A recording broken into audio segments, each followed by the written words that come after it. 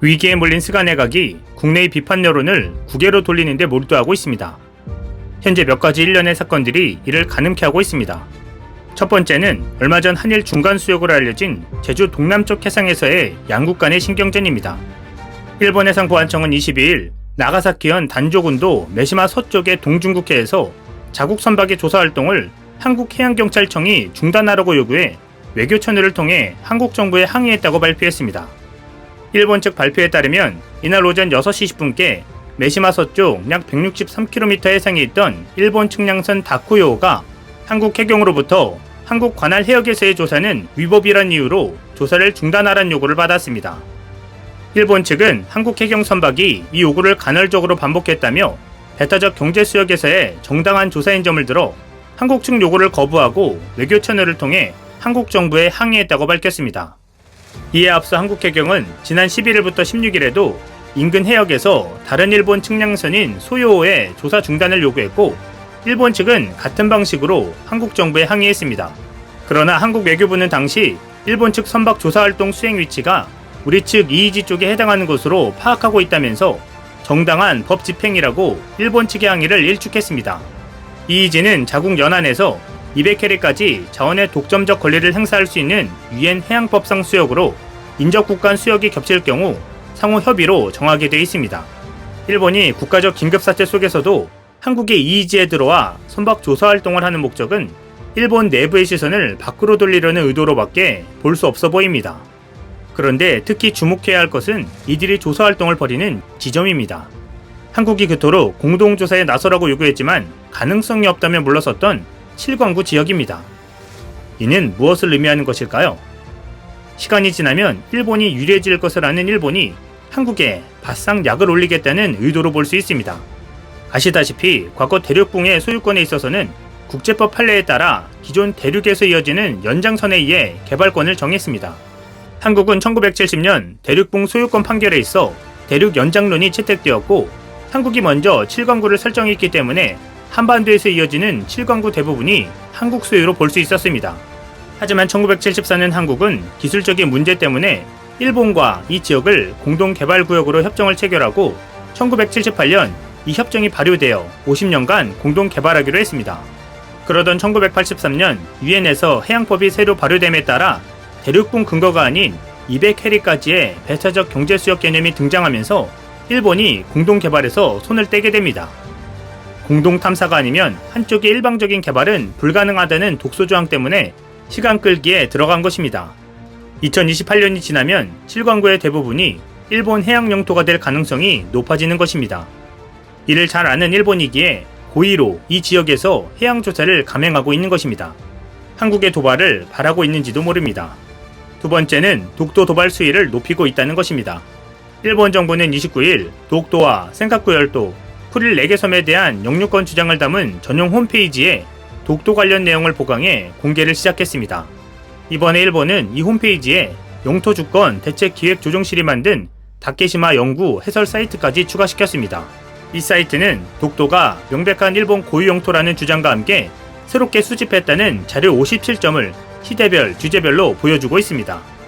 이들 자료는 미국과 영국 등 연합국이 샌프란시스코 강화 지역의 초안 작성 과정에서 독도를 일본의 영토라고 사실상 인정한 것으로 해석할 수 있다는 회의록 개요 등 일본 측 왜곡 주장을 일방적으로 뒷받침하는 것입니다. 해설 사이트에는 일본 정부의 독도 영유권 주장을 옹호하는 일본인 전문가 칼럼도 소개하고 있습니다. 모테기 도시미스 외무상은 지난 18일 개원한 정기국회 외교연설을 통해 다시 독도 영유권 주장을 되풀이했습니다. 모테기 외무상은 다케시마는 역사적 사실에 비춰와도 국제법상으로도 일본 고유의 영토이며 이런 기본적인 입장의 토대를 두고 냉정하게 의연하게 대응하겠다고 기존의 일본 정부 입장을 반복했습니다. 그러면서 일본 정부는 앞으로 독도에 관한 연구해설 사이트에 영어판과 한국어판도 제작하는 등 내용을 확충해 나갈 예정인 것으로 알려졌습니다. 이 흐름을 보면 일본이 곧 독도 인근까지 와서 해양 조사를 하겠다고 나설 것으로 보입니다. 우리는 어떻게 대처해야 할까요? 15년 전에도 이런 상황이 똑같이 벌어진 적이 있었는데 당시 한국의 대처가 눈에 띄고 있습니다. 2006년 4월 일본 정부가 독도 주변 해상을 탐사한다며 자국 측량선을 독도 인근으로 보내겠다고 국제수로기구인 IHO에 통보한 바 있습니다. 그로부터 나흘 뒤 일본 측량선은 도쿄항에서 사카이항 외항에 실제 입항합니다. 당시 이 소식을 연일 보도한 신문들은 일촉즉발 위기라는 표현을 계속 사용하며 긴장감을 고조시켰습니다. 우리 정부는 이에 강경한 대응 방침을 세웁니다. 우리 해양경찰과 서해와 남해에 있는 경비함을 독도 인근으로 집결시켜 방어선을 구축합니다. 그리고 곧 소름 돋는 명령이 떨어집니다. 일본 측량선을 침몰시켜라. 이는 당시 노무현 대통령이 내린 명령입니다. 일본이 끝까지 영해 침범을 시도한다면 충돌해 침몰시켜도 좋다는 것입니다. 구체적인 대응 지시에는 침몰한 일본 측량선에서 물에 빠진 일본인을 안전하게 구조하라는 지시도 포함되었습니다. 해경 간부는 당시 상황을 이렇게 설명했습니다. 18개 함정으로 모아 8개 조로 나눴다. 명령이 떨어지면 그대로 받아버려라. 수장시켜도 좋다는 명령을 받았다는 것입니다. 이는 강력한 대통령의 의지가 반영된 것이었습니다. 이런 대응책을 일본도 눈치채서였을까요? 4월 말 한일 외무차관 협의가 극적으로 타결되면서 일본 측량선은 끝내 독도로 향하지 못했습니다. 한국이 독도 수혜에 대한 의지를 강력하게 드러낸 일화였습니다. 현재 일본이 7강구 해양조사와 독도 도발을 이어가는 것은 다시금 한국과의 이런 일촉즉발 상황을 연출하고자 하는 의도를 읽을 수 있다는 것입니다. 우리 영해를 침범하면 침몰시키라는 말이 우리의 마음을 뜨겁게 하는 듯 합니다.